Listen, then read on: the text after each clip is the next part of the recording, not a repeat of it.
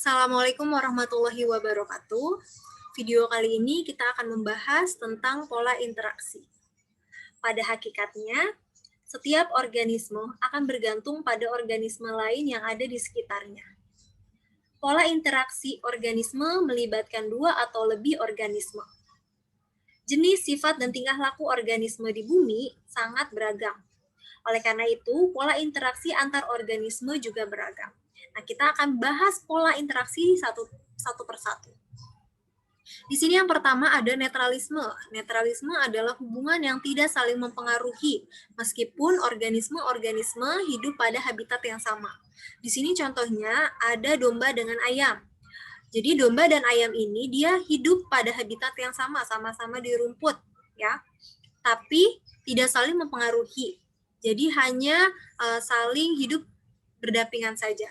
Contoh lain selain domba dengan ayam, di sini ada sapi dan katak ya. Jadi sapi dia makan rumput di siang hari, sedangkan katak makan serangga di malam hari. Jadi tidak saling mempengaruhi.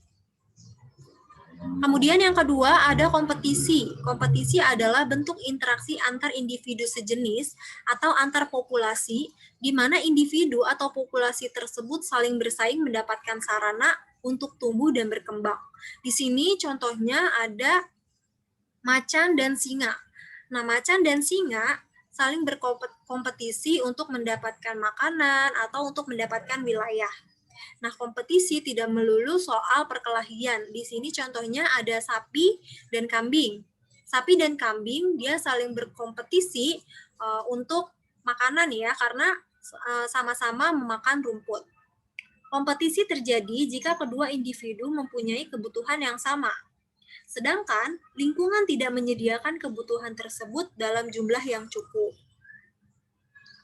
Sarana persaingan di kompetisi ini bisa air, bisa nutrisi, cahaya, ataupun ruang. Lanjut ya.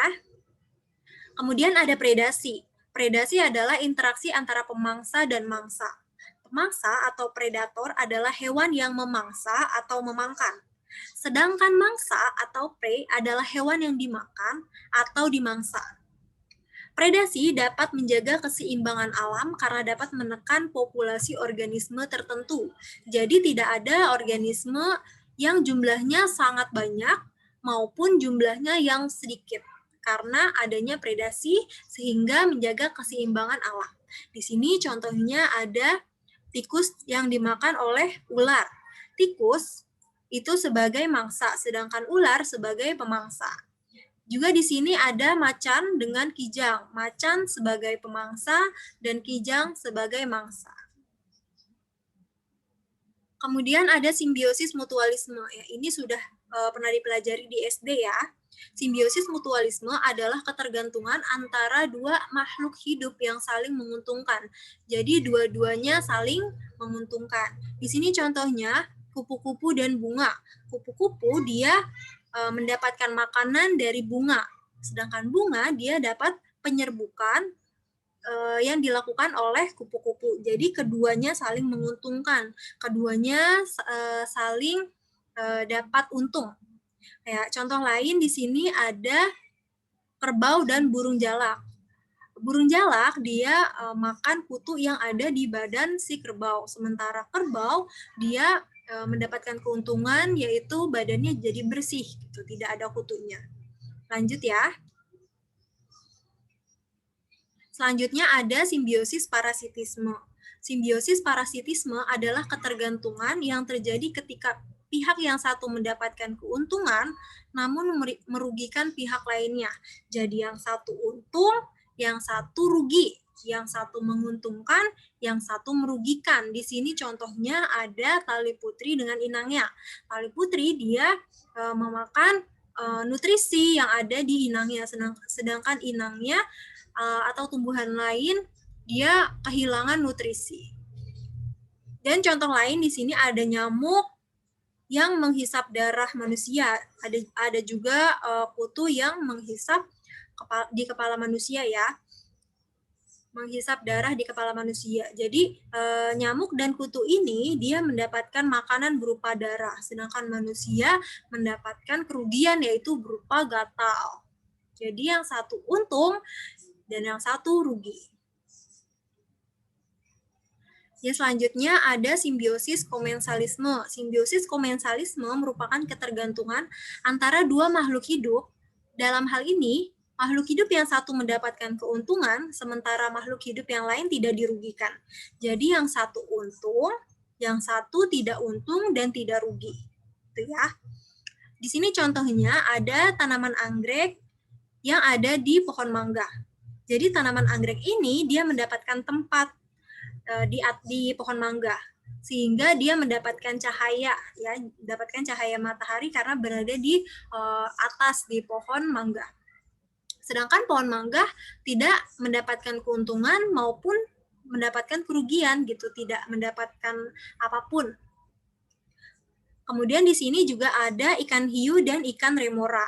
Ikan remora dia mendapatkan perlindungan karena ikan remora ini biasanya berada di atas atau di bawah ikan hiu. Jadi ketika ada hewan lain tersebut tidak memakan ikan remora karena ikan remora berada di ikan hiu, berada di bawah atau di atas ikan hiu.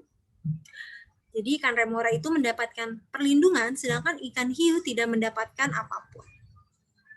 Tidak dirugikan maupun tidak diuntungkan.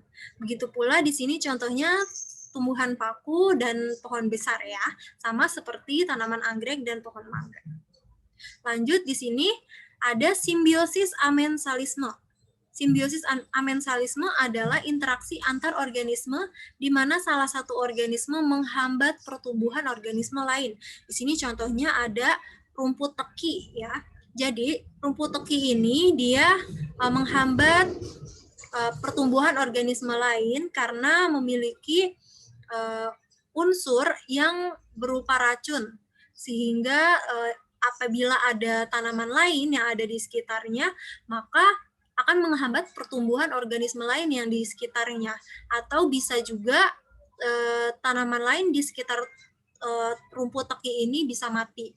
Tuh. Jadi kita seringkali kita lihat tidak ada, bahkan jarang ada tanaman yang dekat dengan rumput teki. Karena rumput teki menghambat pertumbuhan organisme lain. Sekian video ini, semoga bermanfaat. Assalamualaikum warahmatullahi wabarakatuh.